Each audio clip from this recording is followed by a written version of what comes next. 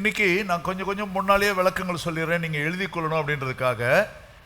இன்றைய தலைப்பு, கர்த்தர் கொடுத்த வார்த்தையின் தலைப்பு த கிளாரியன் கால். THE த கிளாரியன், CLARION, கிளாரியன் கால். அப்படின்னா என்னன்னா, ஒரு தெளிவான அழைப்பை தேவன் இந்த நாளில் சபைக்கு கொடுக்கிறார். ஹல்லேலூயா. சிறு பிள்ளைகள் முதல் பெரியோர் வரை, முதியோர் வரை, வாலிபர்களுக்கும் வாலிப பிள்ளைகளுக்கும், புருஷர்களுக்கும் ஸ்திரீகளுக்கும் தேவன் இந்த நாளில் தம்முடைய அழைப்பை வெளிப்படுத்துகிறவராய் இருக்கிறார். இந்த தெளிவான அழைப்பை 4 பரிமாணங்களாக உங்கள் முன்பாக காண்பிக்க இருக்கிறேன். முதலாவது, மனிதகுல அனைத்திற்கும் ஒரு அழைப்பு. To each and every person in this universe, God has an invitation, God has a call.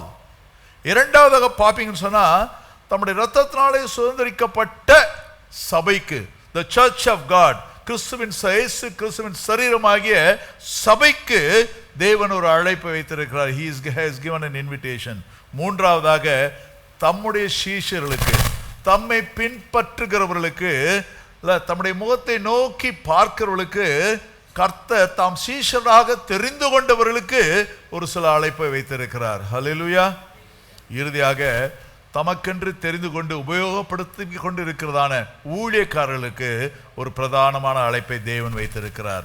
பிரத்யேகமான ஒரு அழைப்பை தேவன் வைத்திருக்கிறார். இந்த 4 குறித்து எவ்வளவு சுருக்கமாக நம்ம பார்க்க முடியுமோ பார்ப்போம்.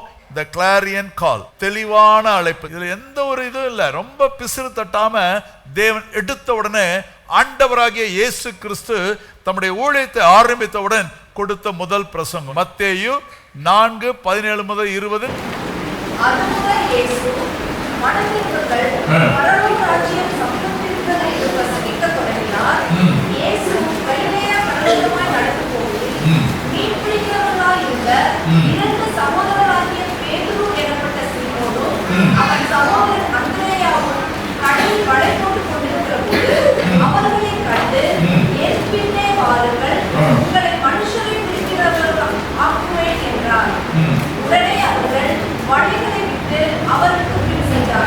பாருங்க, இது ஒரு சின்ன பகுதி. ஆண்டவராகிய இயேசு கிறிஸ்துவுடைய ஃபர்ஸ்ட் மெசேஜ். இப்போ பார்த்தீங்க அப்படின்னு சொன்னா, மனம் திரும்புங்கள். அடுத்தது என்னது? ஆமா, நம்ம வாழ்க்கைக்குரிய நன்மைகளை தேடி அலைகிற உலகம் இது. புரியுதுங்களா? ஏன்னா அதைத்தான் ஏவாள்கிட்ட விதைச்சான். பிசாசு என்ன பண்ணா? அழகா பேச்சு கொடுத்தான். என்ன, எல்லாவற்றையும் சாப்பிடக்கூடாதுன்னு சொன்னாரா? இல்லை, அந்த பேச்சை கொடுக்கும் போதே இல்லை, உன் கண்ணு திறந்துடும், இது எல்லாம் உனக்கு தான் அப்படின்னு சொல்லி, இந்த உலகமே நீ அனுபவிக்கிறதுக்கு தான்ப்பா, அனுபவி ராஜா அனுபவின்னு சொல்லி என்ன, அவன் ஆணி வேர்லே கையை வச்சு இந்த சமுதாயத்தின் ஆரம்ப துவக்கத்திலேயே ஒரு அடி கொடுத்து விட்டான். இப்போ பார்த்தீங்க அப்படின்னு சொன்னா, தேவ ராஜ்யத்துக்கு உட்பட்டிருந்த ஆதாமும் ஏவாளும், தேவனுடைய தோற்றத்திலே இருந்த ஆதாமும் ஏவாளும் பிசாசினாலே வஞ்சிக்கப்பட்டு விட்டாங்க. இன்னைக்கு நம்முடைய அநேக காரியங்களை பார்த்தீங்கன்னா, நம்முடைய காதில் வருகிற செய்திகள், நம்ம பார்க்கிற செய்திகள்லாம், it will be a deceptive one. ஒரு டிசெப்ஷன் தான். இந்த மருந்தை சாப்பிட்டா முடி வளர்ந்துடும், ஏன்னா இப்படி பண்ணா முகம் வெள்ளையாயிடும், இப்படியே எல்லாம் அட்வர்டைஸ்மெண்ட்ஸ் எல்லாம் ஒரு டிசெப்டிவ். சத்ரு இந்த உலகத்தில் இந்த டிசெப்ஷன், இந்த வஞ்சகம் தான் அவனுடைய பெரிய டூல். ஸோ இப்படி வஞ்சிக்கப்பட்ட தேவ ஜனங்கள் அவர்களை மீண்டும் அழைக்கும்படியாக தான் மேக் எ யூ டர்ன். என்ன பண்ணுங்க, நீங்க போய்கொண்டிருக்கிற திசையில போனா பரலோக ராஜ்யம் இல்லை, மேக் எ யூ டர்ன் என்று சொல்லி தேவன் என்ன சொல்றார்? மனம் திரும்புங்கள். ஆமா, இம்மைக்கும் மறுமைக்குரிய ஆசீர்வாதம் என்னெல்லாம் உண்டு இந்த உலகம். இம்மைனா என்னது? இங்க என்னென்னலாம் நன்மைகள் உங்களுக்கு தேவன் வைத்திருக்கிறாரோ இவளை எல்லாம் நீங்கள் அனுபவிக்கலாம். எதையும் நீங்க அனுபவிக்க கூடாதுன்னு சொல்ல தேவன் வரல. Enjoy the world. What is all that is good? It is for you. It was created for you. ஆதாமுக்கும் ஏவாளுக்கும் எதை ஆண்டவர் செய்யல, நமக்கு எதை செய்யல? பழங்கள் இருக்கு, கனிகள் இருக்கு, காய்கறிகள் இருக்கு, இல்லை எல்லா விதமான மாம்சங்களையும் கர்த்தருக்கு எதெல்லாம் வேணுமோ நமக்கு கொடுத்திருக்கிறார். அநேக வண்ணங்களை பார்க்கும்படியாக தேவன் கண்களில் ஒரு கேமராவை காட்டில் அதிகமான காரியங்களை கொடுத்திருக்கிறார். அந்த நாவு ருசி, எவ்வளவு ருசியாகவும் பதார்த்தங்களை சாப்பிட்டு சந்தோஷமாக இருக்கும்படி தேவன் கொடுத்திருக்கிறார். உடுத்தி சந்தோஷமாக இருக்கும்படி தேவன் கொடுத்திருக்கிறார். வாழ்ந்து சந்தோஷமாக இருக்கும்படி தேவன் கொடுத்திருக்கிறார். இதெல்லாம் அனுபவிக்கும்படி தேவன் நமக்கு கொடுத்தது. ஹல்லேலூயா, ஹல்லேலூயா. அது திசை திருப்பிடக்கூடாது. நம்ம நன்மையா இந்த உலகத்துல வாழணும். ஆனா நம்ம எதற்கு ஆயத்தப்படணும்? பரலோக ராஜ்யத்துக்கு ஆயத்தப்படணும். என்றென்றும் இந்த துக்கம் இல்லை, வேதனை இல்லை, சுகவீனம் இல்லை, பலவீனம் இல்லை, இவையெல்லாம் இல்லாம சந்தோஷமாய் மகிழ்ச்சியாய் நீங்கள் வாழும்படி தேவன் நித்திய நித்தியமாய் நமக்கு வைத்திருக்கிற அந்த நித்திய வாழ்க்கை சுதந்திரிக்கும்படியாய் தேவன் இந்த அழைப்பை கொடுக்கிறார். என்ன கொடுக்கிறாரு? மனம் திரும்புங்கள், அடுத்த வார்த்தை பரலோக ராஜ்யம். ஹல்லேலூயா. ஆனா பட்டு பட்டுன்னு உடனே தாவிடுறாரு. அப்படியே உடனே என்ன சொல்றாரு? கடற்கரை ஓரமா நடந்து போறாரு. நம்ம பீச்சில் நடந்து போயிருக்கோமா? அவர் பிரசங்கித்ததே அந்த கலிலேயா கடலோரம் தான். நடந்து போய்கொண்டே இருக்கும் பொழுது he meets one to one. பிரசங்கம் பண்ணும்போது நிறைய பேர் இருந்திருப்பாங்களா? இருக்க மாட்டாங்களா? அதோட விட்டுட்டு போயிடலங்க. பிரசங்கி அப்படியே ஓடி போயிடல. நின்று என்ன பண்றாரு? நடந்து இந்த உலகத்தை பார்க்கிறார், கடற்கரையை பார்க்கிறார், கடல் அலையை பார்க்கிறார், கடற்கரையில வேலை செய்கிறவர்களை பார்க்கிறார். ஹல்லேலூயா. நாமும் பிரசங்கியார்களை அப்படி பார்க்கணும். அங்க வேலை செய்கிறவர்களோடு அவர் பேசுகிறார். பேசும் பொழுதே அந்த ஞான திருஷ்டி, அந்த டிசர்ன்மெண்டோடு கூட அவர் 2 பேரை பிடிக்கிறார். யாரெல்லாம் பிடிச்சிருக்கார் பாருங்க. யாரோட பேசினாரு? ஆமா, 2 பேரும் ஒரே வீட்டில் உள்ளவங்க தான், பேதுருவும் சீமானும். பேர் என்னப்பட்ட சீமானும் அவன் சகோதரனாகிய அந்திரேயாவும். அவங்க என்ன பண்ணிட்டு இருந்தாங்களா? வலை போட்டு கொண்டிருந்தாங்க. நம்மள நிறைய பேர் we are in the business, we are in the service, இல்ல we are doing something. ரொம்ப கஷ்டமான வேலை வீட்டம்மாவுக்கு தான், ஹவுஸ் ஒய்ஃப் தான், இல்ல அவ்வளவு வேலை இருந்தாலும் அதன் மத்தியிலே தேவன் உங்களிடத்துல பேசுகிறவராய் இருக்கிறார். உங்க காது திறந்து இருக்கணும், உங்க காது திறந்திருக்கணும். ஆண்டவருடைய சத்தத்தை கேட்டு அவருடைய சித்தத்தை செய்வீங்கன்னு சொன்னா மிகுந்த ஆசீர்வாதம் உண்டு. பாருங்க, வலைய என்ன பண்ணிட்டு இருக்காங்க? உங்களுக்கு போய் தெரியும், கடலுக்குள்ள போகணும்னா எவ்வளவு டென்ஷனோட போகணும். என்ன, குடும்பத்தெல்லாம் விட்டுட்டு போகணும். கிடைச்சா உண்டு, கிடைக்கலனாலும் இல்லை. ஆனா மீன் பிடிக்க போகணும்னு சொன்னா அதற்கென்று பிசிக்கல் ஃபிட்னஸ் நிறைய ஆயத்தங்கள் செஞ்சிருப்பாங்க. அந்த நேரத்தில் டென்ஷனோடு அவங்க போறாங்க. நம்மளும் இப்படிதான், வேலையில் அப்படிதான் இருக்கும். எங்கேயாவது வேலையில் நிம்மதியாக செய்கிறோம், அறக்க பறக்க காலையில் புறப்பட்டு வர்றதுக்கு, சர்ச்சுக்கு வர்றதுக்குள்ள நம்ம படுற பாடு இப்படிதான் நமக்கு இருக்கு. ஆனால் அதன் மத்தியில் தேவன் பேசுகிறவராக இருக்கிறார். பிரசங்க பீடத்திலிருந்து மாத்திரமல்ல, நீங்கள் அவசர அவசரமான கோலங்களோடு கூட அநேகமாய் பேசுகிற நேரத்தில் ஆண்டவர் பேசுகிறவராக இருக்க. அந்த சத்தம் உங்கள் காதில் கேட்கணுங்க, அந்த சத்தம் கேட்கணும். என்ன சொல்கிறாராம்? சும்மா ஒரு ஃப்ரேஸ் சொல்லிட்டாரு, என் பின்னே. என்ன சொன்னாரு? ஆண்டவருடைய சத்தம் உங்களுக்கு நேரா வந்தா அது உங்களுக்குன்னு உங்களுக்கு புரியும். அவங்க 2 பேருக்கும் புரிஞ்சிருச்சு. ஒண்ணுமே இல்லை, என் பின்னே வாருங்கள்ன்றாரு. அடுத்து என்ன செய்யறாங்க? அவங்க அவர் பின் சென்றார்கள் என்று சொல்லி பார்த்தோம். இதுதாங்க சரண்டர் அண்ட் ஒபீடியன்ஸ். இது தேவன் விரும்புகிறவராய் இருக்கிறார். இதை செய்கிறவர்களை கர்த்தர் ஆசீர்வதிக்கிறவராக உயர்த்துகிறவராய் இருக்கிறார். 2000 ஆண்டுகளுக்கு முன்பு கடலிலே மீன் பிடிக்க போன, உள்ள வெறும் ஒரு இடுப்புல ஒரு துணியோடு கூட போன, ஒரு படிக்காத ஒரு மீன் பிடிக்க போன ஒரு மீனவரை பார்த்து தேவன் சொன்னார், என் பின்னே வா என்று சொல்லி அவன் விட்டு வந்தான். இன்றைக்கு 2000 ஆண்டுகளாக எங்க போனாலும் பரிசுத்த பேதுருனா தெரியாதவங்க யாரா இருக்காங்களா? ஆண்டவராக இயேசு கிறிஸ்துக்கு அடுத்து இந்த பரிசுத்த பேதுருடைய ஆலயங்கள் எங்கும் இருக்குது. பரிசுத்த பேதுரை எல்லாரும் அறிந்து வைத்திருக்கிறார்கள். அவனை குறித்து நிறைய பிரசங்கங்கள் போய் கொண்டிருக்கு. சாதாரண ஒரு மனுஷனை குறித்து யாராவது இப்படி பண்ண முடியுமா? கர்த்தர் கையில் வந்தீங்கன்னா உங்களை இப்படி தாங்க உயர்த்துவார்.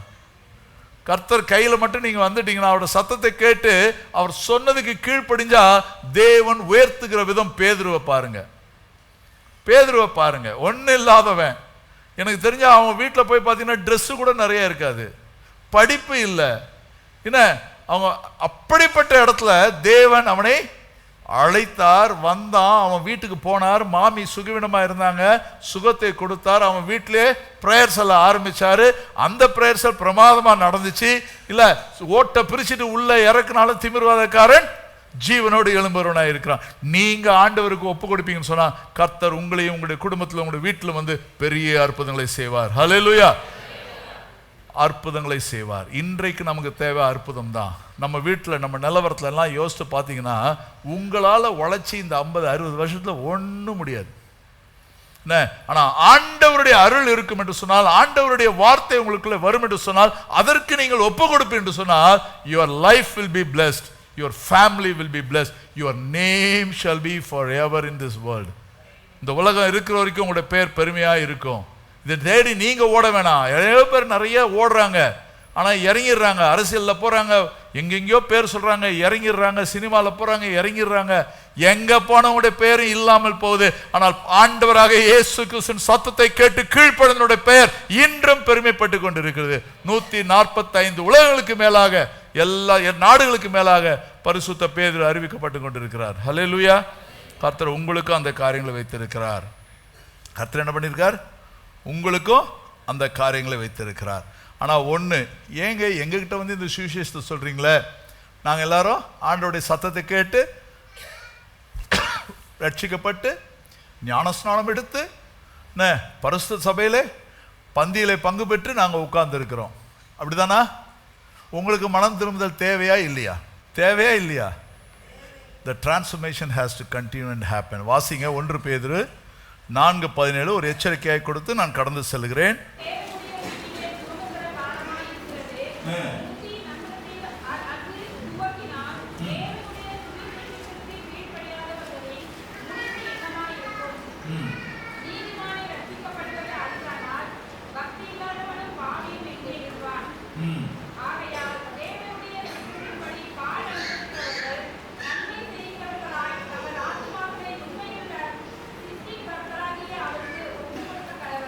ஆமென். உங்களுடைய ஆத்துமாக்களை யாருக்கு ஒப்பு கொடுக்கணுமா? உண்மையுள்ள சிருஷ்டிகர்த்தர் நம்மை உண்டாக்கினவருக்கு நம்முடைய ஆத்மாவை முழுமையாய் ஒப்பு கொடுக்க வேண்டும். அப்படி ஒப்பு கொடுக்கல, ஒப்பு கொடுக்காம நம்ம இங்க அமர்ந்திருந்தால் தேவன் நமக்கு ஆரம்பிக்குமே என்ன சொல்றாரு? தேவனுடைய நியாய தீர்ப்பு எங்க நடக்குமா? இது யாருடைய வீடு? இந்த வீட்டில் இருக்கிற நம்மகிட்ட தான் முதல் நியாய தீர்ப்பு. புரியுதுங்களா? அந்த நியாய தீர்ப்பில் நம்ம நிற்காதபடி இருக்கணும்னு சொன்னா, அந்த நியாய தீர்ப்பில் தேவனுடைய சமூகத்தில் தேவன் நம்மை பாதுகாக்க வேண்டும் என்று சொன்னால் அவர் பாருங்களேன், முந்தி நம்மிடத்தில் துவங்கினால் தேவனுடைய சுவிசேஷத்துக்கு கீழ்ப்படியாத ஒரு முடிவு இங்கே உள்ள வராம, இந்த சுவிசேஷம் ஒன்று செவி சாய்க்காம இருக்கிறோட முடிவு எப்படியா இருக்கும் என்று ஒப்பிட்டு நம்முடைய முடிவுன்னு சொல்லுகிறார். ஸோ நம்ம we are not somebody great. First punishment யாருக்கு வரும்? ஃபர்ஸ்ட் பனிஷ்மெண்ட் யாருக்கு வரும்? ஹலோ, கொஞ்சம் சத்தமா சொல்லுங்க. அசனத்தின் அடிப்படையில் கேட்குறேன். ஒரு சிஸ்டர் நல்லா சரியா சொன்னாங்க, எனக்கு வரும் கீழ்ப்படியலைன்னா, மனம் திரும்பலைன்னா.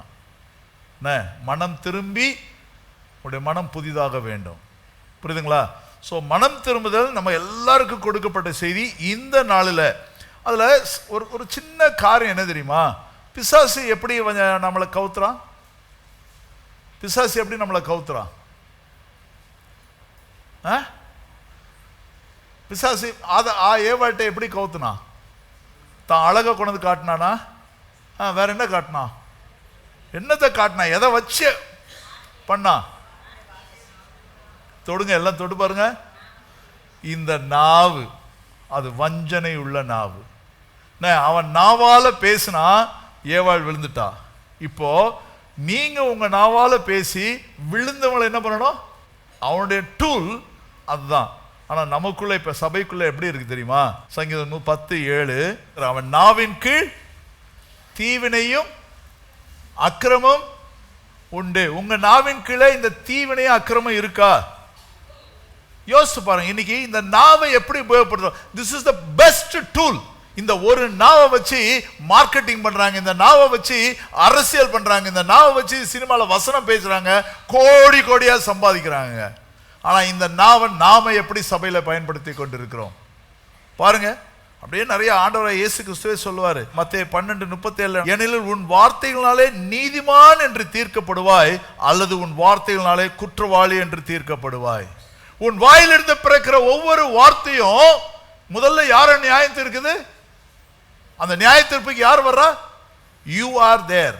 அந்த வசனம் பாருங்களேன், குறிச்சு வச்சுக்கொள்ளுங்க. 12:37, உன் வார்த்தைகளாலே குற்றவாளி என்று தீர்க்கப்படுவாய். The word you speak judges you. நான் குற்றவாளி உங்களை சொல்ல விரும்பல, ஆனா ஆண்டவராக இயேசு கிறிஸ்து அப்படி சொல்லுகிறார். 12:7 பாத்தீங்கன்னா, நமது வார்த்தைகள் பதிவு செய்யப்படுகின்றன. நான் பிரசங்கம் பண்ணிடலாம், நீங்க எல்லாரும் என்ன பார்த்து இந்த பிரசங்கத்தை கேட்டு மார்க் போட்டு போயிடுவீங்க. ஆனா என்னுடைய வார்த்தைகள் ரெக்கார்ட் ஆகுது இல்லைங்களா, அங்கங்க பேசப்படுகிற வார்த்தைகள். அதுதான் 36 என்ன சொன்னாங்க, வீணான வார்த்தைகள் யாவையும் குறித்து. வீணான வார்த்தைகள்னா என்ன? வீணான வார்த்தைகள்னா என்ன? வீண் செலவுனா புரியுதா? அப்ப வீணான வார்த்தைகள்னா என்ன? தேவையில்லாத வார்த்தை. அதுதாங்க சபையில நிறைய இருக்கு, விசுவாசிகள் மத்தியில நிறைய இருக்கு, ஊழியர்கள் மத்தியில நிறைவா இருக்கு. அந்த வார்த்தைகள்லாம் அக்கௌண்ட்ஸ்ல இருக்கும், ஆண்டவர் கேட்பார். அதுதான் உங்களை நியாயம் தீர்க்கும். மனம் திரும்புங்கள். பக்கத்தில் இருக்கவங்களை பார்த்து சொல்லுங்க, நீ என்னவா இதுவரை இருந்தாலும் சரி, இப்போ மனம் திரும்பு. சங்கீதம் 15 ஒரு இன்ட்ரெஸ்டிங்கா இருக்கு, அதை முடிச்சுட்டு நான் அப்படியே போறேன். எடுத்துக்கொள்ளுங்க. 1ஆம் வசனம் 3ஆம் வசனம்.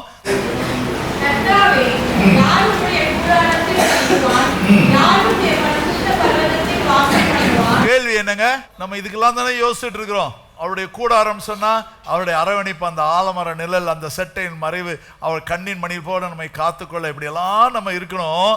என்ன, யார் உங்களுடைய பரிசுத்த பர்வதத்துல, மலை உச்சியில, அந்த மலை அனுபவத்துல பேதுரு அங்க ஆண்டவருடைய சமூகத்துல அங்க பாக்குறான் இல்லைங்களா, அந்த டிரான்ஸ்பிகரேஷன் சீன், அந்த ஷெக்கினா மகிமைன்னு பிரதர் சொன்னாங்கல்ல, சாலமோன் ஆலயத்துல.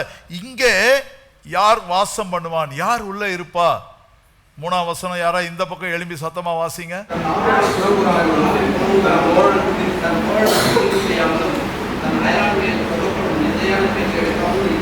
ஆமென். அப்போ மனம் திரும்புதல் சபைக்குள்ளாக எப்படின்னு சொன்னா, ஆண்டவர் கொடுத்த ஒவ்வொன்றையும் பேணி பாதுகாக்கணும். நல்லா துதிச்சிங்க.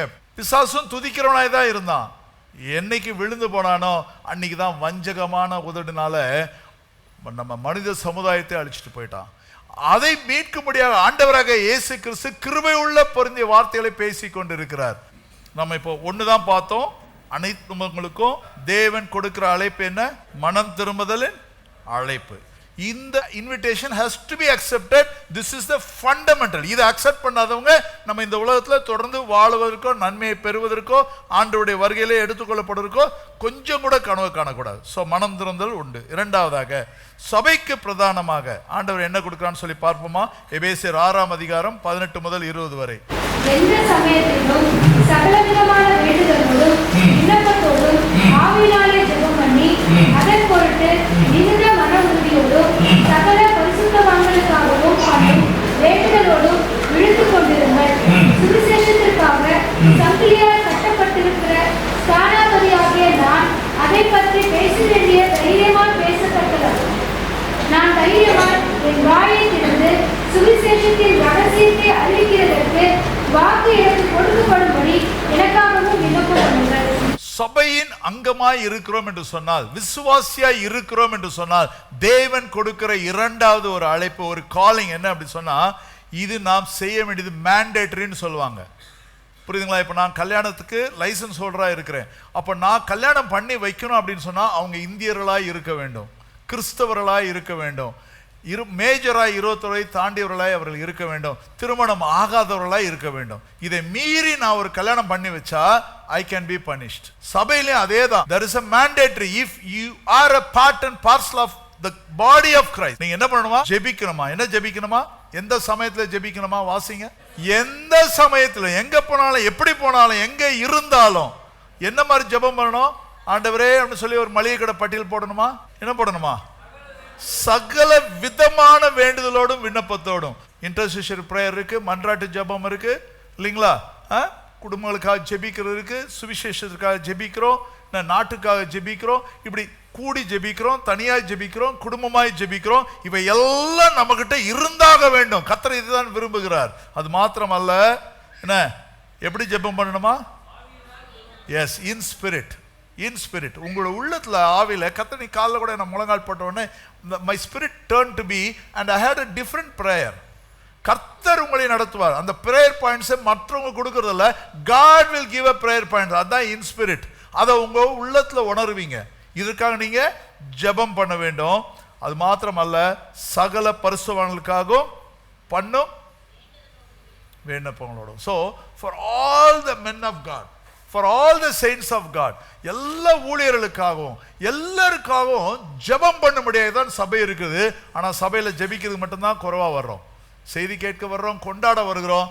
சபையில என்றைக்கு ஜெபத்திற்காக நிரம்பி வழிகிறோமோ அன்றைக்கு தேவன் பெரிய அற்புதத்தை உங்கள் ஒவ்வொருடைய வாழ்க்கையிலும் செய்வார். வந்து பாருங்க, ஜெபிச்சு பாருங்க, கிரமமா ஜெபிச்சு பாருங்க. இந்த 40 நாள் காலைல 5:30 மணி 6:30 மணி வரை வந்து ஜெபிச்சு பாருங்க. எதையும் கேட்டு வராதீங்க. ஆண்டவரே நீர் ஜெபிக்க சொன்னீர், நான் ஜெபிக்க வர்றேன். வந்து பாருங்களேன், உங்களுடைய வாழ்க்கை தலைகளாய் மாறும். You will see the wonder working God in your life. அதை பார்க்கல நீங்க. ஏன்? சபைக்கு தேவன் கொடுத்த கட்டளை அழைப்பு என்ன? ஜெபிக்கணும், ஜெபிக்கணும். நம்ம எல்லாம் அனுபவிக்கிறோங்க. ஜெபிப்பதை மட்டும் ஜெபிச்சுனா எல்லாம் உண்டு. ஹல்லேலூயா. இந்த உலகத்துல த்ரைவிங்கா இருக்க முடியாது, ஆனா he will sustain us, சர்வைவிங்கா இருக்க முடியும். எந்த ஒரு காரியத்திலும் குறைவில்லாம சங்கீதக்காரோட சொல்ல முடியும், கர்த்தர் என் மேய்ப்பராய் இருக்கிறார், நான் தாழ்ச்சியடையேன். பாருங்க, ஒரு ஆசீர்வாதத்தோடு இதை முடிக்கிறேன். அழகாக சொல்லுவாங்க, உன் செய்கைக்கு தக்க பலனை கர்த்தர் உனக்கு கட்டளையிடுவாராக. இஸ்ரவேலின் தேவனாகிய கர்த்தருடைய செட்டையின் கீழ் அடைக்கலமாய் வந்த உனக்கு அவராலே நிறைவான பலன் கிடைப்பதாக. எஸ்தருக்கு சொல்லப்பட்ட ஆசீர்வாதத்தை நான் உங்களுக்கும் சொல்லுகிறேன். யாரெல்லாம் ஜெபிக்கிறீங்களோ, அந்த வசனம் முடியும் போது, நம்ம ஏற்கனவே வாஸ்த வசனம் முடியும் போது, சுவிசேஷத்திற்காக சங்கிலியால் கட்டப்பட்டிருக்கும் ஜெபிக்கணும், பெர்சிக்யூட்டட் பீப்புளுக்காக ஜெபிக்கணும், சுவிசேஷத்தை அறிவிக்கிறவர்களுக்காக ஜெபிக்கணும். நம்ம சபை சுவிசேஷத்திற்காக அழைக்கப்பட்ட சபை. So those who do evangelism in and out of the church, மதுரவாயில பண்ணாலும் சரி, அது பெரிய மாநகரங்களில் பண்ணாலும் சரி, இல்லை பெரிய மற்ற மாநிலங்களில் பண்ணாலும் சரி, அதற்காக நம்ம ஜெபிக்கணும். இப்படி ஜெபிக்கும் போது கர்த்தர் உங்களுக்கு என்ன தருவாராம்? கிஃப்ட் கொடுப்பாருன்னு சொல்லியிருக்காரு பாருங்க. ரூத் 2:12 கடைசி 5 வார்த்தையை வாசிங்க. ரூத் 2:12.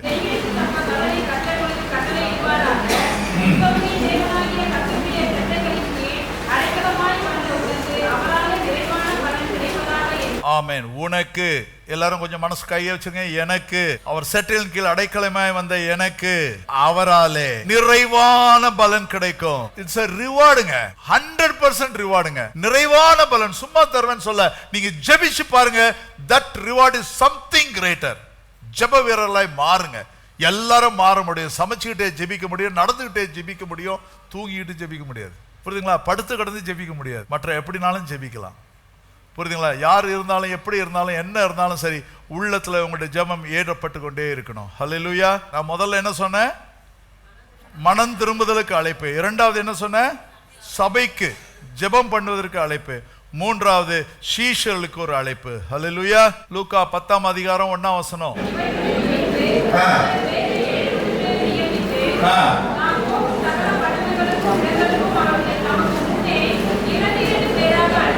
ஆமென். இது தீர்க்கதரிசனமா இந்த நாளில் வருகிறது. ஆண்டவர் எங்கெல்லாம் போய் சுவிசேஷம் சொல்லணும்னு நினைக்கிறாரோ அங்க 2 பேரா உங்களை அனுப்ப போறாரு. அப்படிதான் அங்க அனுப்பிச்சார். அப்படி பாருங்க, நல்லா வாசிங்க, கொஞ்சம் கூர்ந்து வாசிங்க. தாம் போகும் சகல பட்டணங்களுக்கும், எங்கெல்லாம் ஆண்டவர் அற்புதம் செய்ய விரும்புகிறாரோ, எங்கெல்லாம் அறுவடை நிறைந்திருக்கோ, எங்கெல்லாம் அறுப்புக்கு ஆண்டவர் செல்கிறாரோ, எங்கெல்லாம் விதைப்புக்கு ஆண்டவர் செல்கிறாரோ, அங்கே முன்பாக உங்களை அனுப்புகிறார். He is sending you. நீங்க எதையுமே கவலைப்படாதீங்க, அவர் உங்களை கொண்டு எங்கெல்லாம் போகுமா? சகல பட்டணங்களுக்கும் இடங்களுக்கும் தமக்கு முன்னே. Before the Lord goes there, நீங்க போனாங்க ஆண்டவர் வந்துருவாருங்க. இவ்வளவுதான். அவர் போன பிறகு பின்னால போறன்ற கதை இல்ல.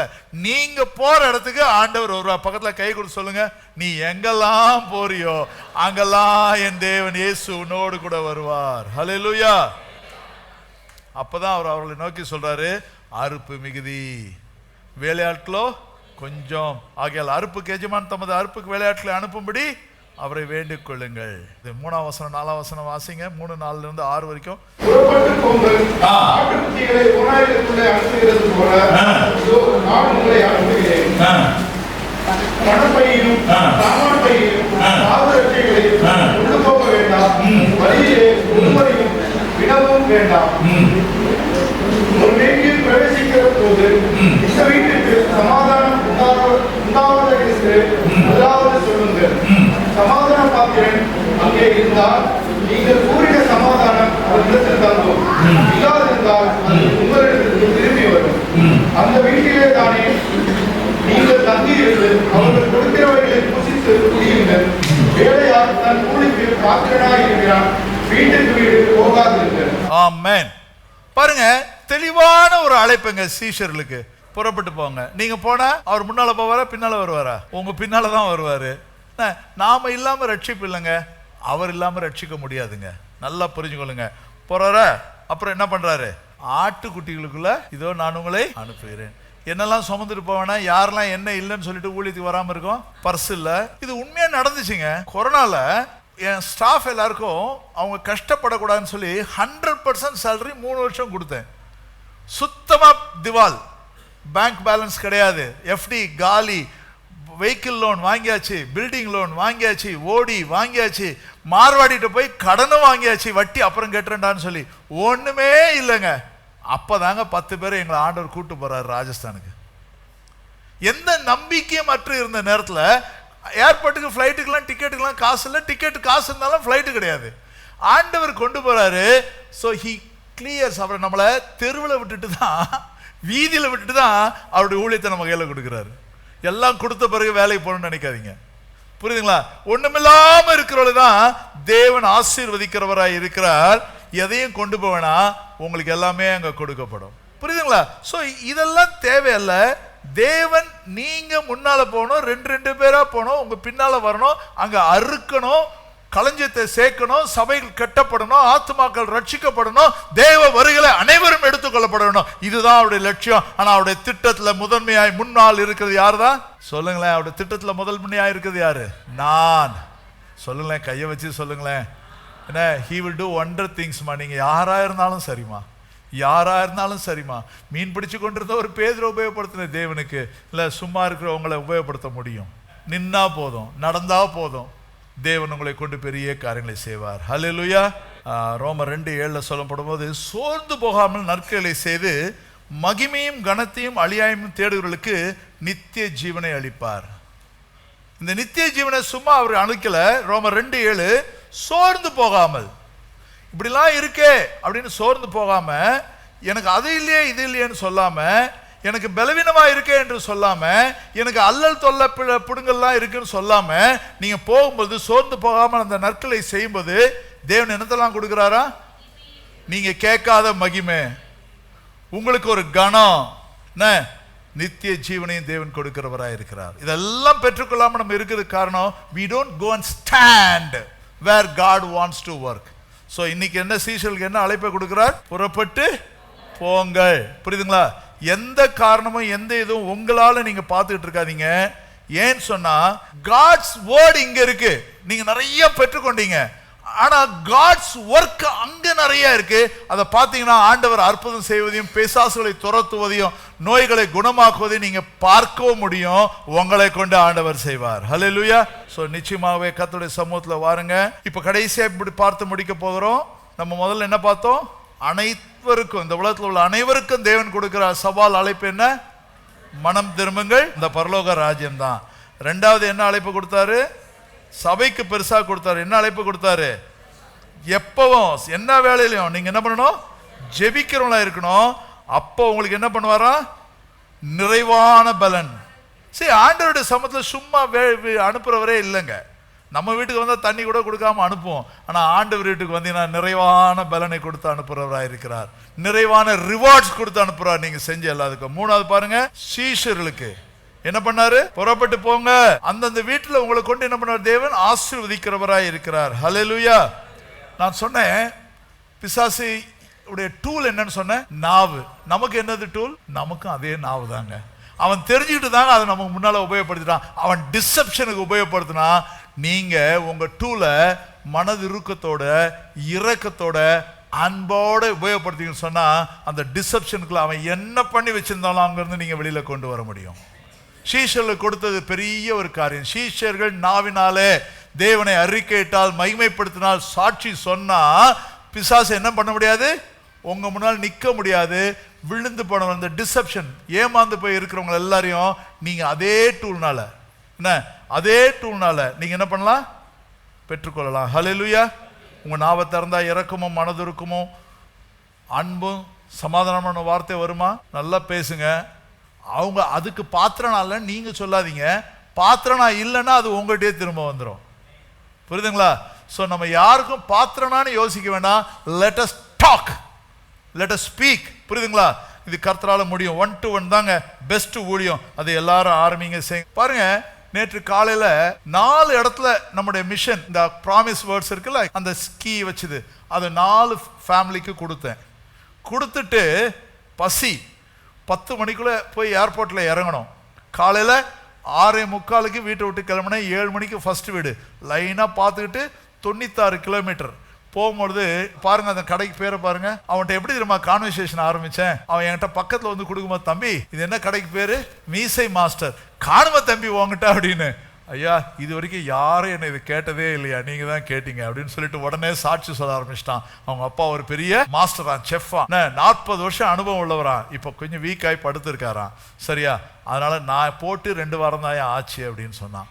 சரிப்பா, ரொம்ப நல்லா போடுற, இவ்வளவு சுவையா போடுறியா அப்படின்னு சொல்லி நான் அவனை அப்ரிஷியேட் பண்ணோடனே, ஐயா என் மனைவியும் பாருங்க நான் என்னப்பா அப்படின்னு, அவளும் நானும் என்ன படிச்சிருப்போன்னு கேட்டான். நீங்க சொல்லுங்க என்ன படிச்சிருப்பாங்க? BA B.Ed BSc B.Ed படிச்சு டீச்சரா பணியாற்றினவங்க. ஏன் இப்படி சூழலுக்குள்ள வருதுன்னா, இதுதான் இந்த லவ் மேரேஜ் பண்ற வேலை. அவங்க தாத்தாவும் பாட்டியும் லவ் மேரேஜா, அவங்க அப்பாவும் அம்மாவும் லவ் மேரேஜா, இவனும் B.Ed படிக்கிற இடத்துல லவ் பண்ணி மேரேஜ் பண்ணிட்டானா. இப்போ என்ன அங்க நீடு வந்துச்சு அப்படின்னு சொன்னா, கிறிஸ்தவங்க இந்து, இந்து கிறிஸ்தவங்க இப்படியே ஜாயின் பண்ணி வந்து இப்போ he is having no faith. அப்பதான் கேட்டேன், தம்பி இது எதுக்கு எனக்கு பதில் சொன்னானா? தம்பி உங்களுடைய நம்பிக்கை என்ன? அந்த 10 நிமிஷத்துல அவனுக்கு என்னால சுவிசேஷத்தை சொல்லிட்டு அந்த நம்பிக்கையை வச்சிருக்கோம். இப்படியே கர்த்தருடைய சமூகத்துல 1-to-1 தாங்க பிரமாதமா இருக்கும். அந்த 1-to-1 தயவு செய்து செய்யுங்க. புரியுதுங்களா? சீஷர்களாய் அழைக்கப்பட்டிருக்க நாம ஒரு நாளைக்கு ஒருவருக்காவது சுவிசேஷம் சொல்லாம இருக்கக்கூடாது.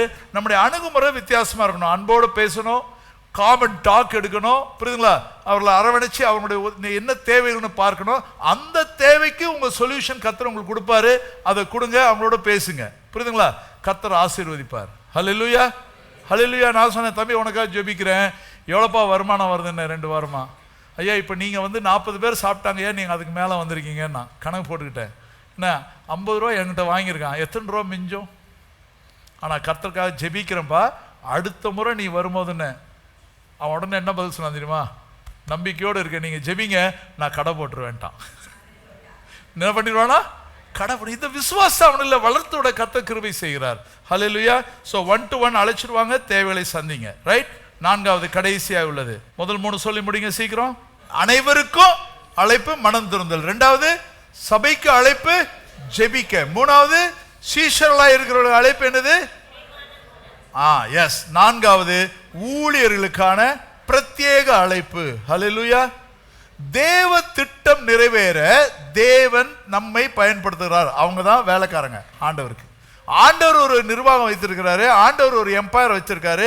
இந்த எம்பையர்ல வேலை செய்வதற்கு தான் கர்த்தர் ஊழியக்காரர் வைத்திருக்கிறாரு.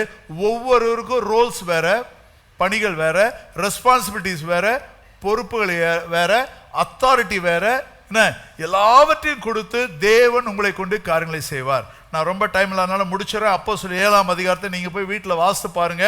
அது இந்த எல்லாம் முடிப்பாரு. ஆபிரகாமுக்கு ஒரு பணி. ஐடல் வர்ஷிப்பர்ஸா இருந்தாங்க, அந்த சிலை வணக்கத்துக்குள்ள இருந்தாங்க, சிலையை உருவாக்கி வித்து கொண்டிருந்தான். அவனை செல்வ சீமானாய் மாற்றும்படி தேவன் அங்கிருந்து அழைத்து அவனை கானானுக்கு நேராக வழி நடத்தினார். அப்போ அங்கிருந்து வெளியில வருவதற்கு, அதாவது பல மார்க்கங்களில் பல தவறான வழிபாடுகளில் பல மனித குலத்தில் இருக்கிறவர்களுக்கு வெளியே கொண்டு வரும்படி தேவன் உங்களை ஒருவேளை அழைத்து இருக்கலாம். எனக்கு இப்போ ஒரு புதுசாக ஒரு பிரின்சிபல் போட்டேன். அவர் ஹிந்துல இருந்து கன்வெர்ட் ஆகி இப்போ வந்தவர், அவங்க மத்தியில் வேலை செய்கிறார். இங்கே ஒரு பாஸ்டர் இருக்காரு, ஆர்சில இருந்து வந்தவர், ஆர்சிக்கு மத்தியில் வேலை செஞ்சு கொண்டிருக்கிறார். ஹல்லேலூயா. பாருங்க 2வது பாருங்க, மோசேக்கு என்ன அழைப்பு? இஸ்ரேல் மக்களுடைய கண்ணீரை பார்த்தா, ஆனா ஆண்டவர் என்ன பண்ணாரு? அவரே இறங்கி வரல, மோசேயை உருவாக்கினார், அவனை பார்வோனுடைய கரங்களுக்கு காப்பாத்தினார், பார்வோனுக்கு நேர் மூக்குக்கு கீழே அவனை வளர்த்தார். 40 வருஷம் வனாந்தரத்தில் கொண்டு போய் மிதியானர் கையில 40 வருஷம் வளர்த்தார். 80 வருஷம் முடிஞ்ச பிறகு அவனை கொண்டு ஒரு பெரிய ரட்சிப்பை உண்டு பண்ணினார். புரியுங்களா? கர்த்தருடைய கரங்களை அடங்கி இருப்பீங்கன்னா அவர் இப்படிமாய் உங்களையும் பயிற்றுவித்து உங்களை உருவாக்கி ஒரு பெரிய ஜனத்தின் விடுதலைக்காக, உங்களுடைய குடும்பத்தின் விடுதலைக்காக, உங்களுடைய உற்றார் உறவினர் விடுதலைக்காக கர்த்தர் உங்களையும் உபயோகப்படுத்துவார். ஹல்லேலூயா. அடுத்தது தாவீது என்ன பண்ணாரு? பெரிய கோலியாத்தை வீட்ட தேவன் யாரை தெரிந்து கொண்டார்? சிறிய தாவீதை தெரிந்து கொண்டார். யாராவது நீங்க சின்னவன் நினைக்கிறீங்களா, சிறியவன் நினைக்கிறீங்களா? உங்களை கொண்டுதாங்க கோலியாத்தை ஆண்டவரால் வீழ்த்த முடியும். ஹல்லேலூயா. அது மாத்திரமல்ல, அந்த தேசத்தையே நடத்தும்படி தேவன் அவனை கொண்டு வந்தார். ஒரு இஸ்ரவேல் தேசம் அவன் கைகளுக்கு கீழே பெருகிட்டு அநேக ஜனங்களுக்கு வெல்ஃபேர் ஒரு தேசமாய் உருவாக்கினார். மோசே கொடுத்த 10 கட்டளைகளை கொண்டு அந்த சட்டத்திட்டங்களை உருவாக்கினார். Welfare of the nation was taken care of by Moses. இப்படியே நீங்க பாத்தீங்கன்னா டேவிட் இப்படி கர்த்தர் ஒவ்வொருவரையும் உபயோகப்படுத்துறார். உங்களை எங்கே உபயோகப்படுத்த வரேன்னு எனக்கு தெரியல. ஆனா ஒரு 400 வருஷம் காலங்கள் வரும் பொழுது கர்த்தர் நியாயாதிபதிகளை கொண்டு உபயோகப்படுத்தினார், தீர்க்கதரிசிகளாக உபயோகப்படுத்தினார். நீங்க என்னவா இருக்கீங்கன்னு தெரியல. நியாயாதிபதியா உபயோகப்படுத்துவாரா, தீர்க்கதரிசியா உபயோகப்படுத்துவாரா? இல்ல தேவன் புதிய ஏற்பாட்டில் வரும் பொழுது அந்த அதிகாரத்தை மாத்திரம் நம்ம வாசிட்டு முடிச்சிருவோம், ஜெபிப்போம். அப்போ சொல்லப்படும் பொழுது தேவனுடைய காரியங்கள் தெளிவா இருக்கும். ஹல்லேலூயா, ஹல்லேலூயா. பவுலும் பர்னபாவும் என்ன பண்ணிட்டு இருந்தாங்களா? 13ஆம் அதிகாரம் அப்போஸ்தலர், நானே சொல்லி முடிச்சிடுறேன். அந்தியோகியா என்ற ஒரு பட்டணத்துல பாஸ்டரா இருந்து அங்க ஆராதனை நடத்தி கொண்டிருக்கிறாங்க, ஜெபிக்கிறாங்க, ஆராதிக்கிறாங்க, தேவனுடைய பரிசுத்தாவி அங்க இறங்குகிறது. அந்த மாதிரி சூழல் அங்க இருக்கும் பொழுது அந்த ஊழியத்தை கொடுத்த தேவன் அங்கே அவர் பேசுகிறார். 2ஆம் வசனம்,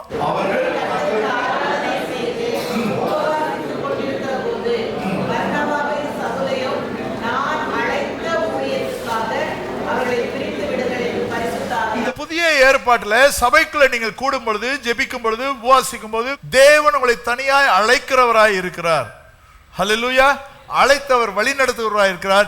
எங்கே கொண்டு போகணுமோ அங்கெல்லாம் கொண்டு போறவராய் கொண்டு போயிட்டாருங்க. நான் அவர்கள் பரிசுத்தால அனுப்பப்பட்டு செலிக்கியா பட்டணத்துக்கு போறாங்க, அங்கிருந்து சிப்ரு தீவுக்கு போறாங்க, அப்புறம் சாலமி பட்டணத்துக்கு போறாங்க. நான் அங்கிருந்து யோவான் மட்டும் திரும்பிடுறான், அப்புறம் பாப்பே பட்டணத்துக்கு போறாங்க. இல்ல இப்படியாய் அப்புறம் அநேக இடங்களுக்கு சென்று பெர்கே பட்டணத்துக்கு போறாங்க. இப்படி 1க்கு 4 பிரயாணங்கள், பல இடங்களில் தேவன் அவர்களை கொண்டு ஒரு பெரிய மீட்பை, ரட்சிப்பை, எழுப்புதலை ஏற்படுத்தினார். ஹல்லேலூயா. நம்ம ஒப்பு கொடுப்போமா?